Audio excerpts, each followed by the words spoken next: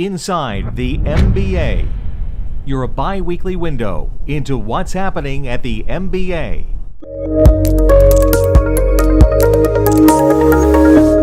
Hi, I'm Rob Van Raphorst. Welcome to MBA Now with MBA President and CEO Bob Broeksmit. Today, Bob is here to discuss an important piece of legislation that could greatly affect our industry, the Self-Employed Mortgage Access Act. This bill was introduced by Senators Mark Warner and Mike Rounds at the end of August. In short, it would help qualified borrowers with unconventional income secure housing finance, such as gig economy workers. Bob, thanks for being here. Thanks for having me, Rob.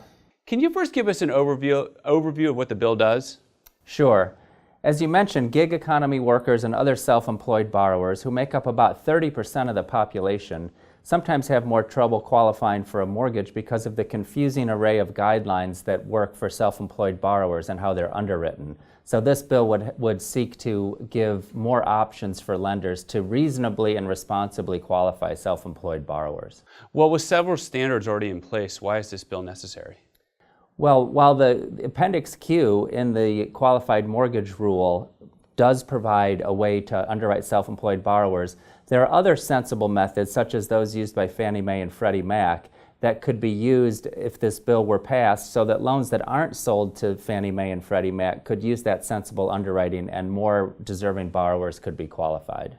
Does the bill undermine the ability to repay standard at all? No, not at all. And of course, that's not our intent. We want people to get in homes who can stay in homes and have sustainable home ownership.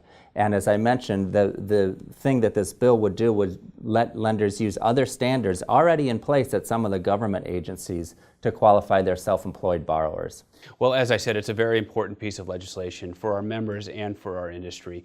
So we really look forward to seeing what happens with it. And please stop back and let us know as things develop.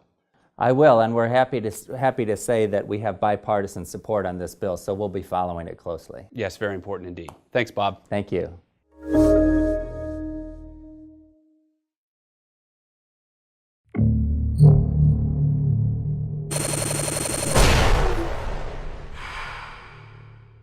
This is Mortgage News Network.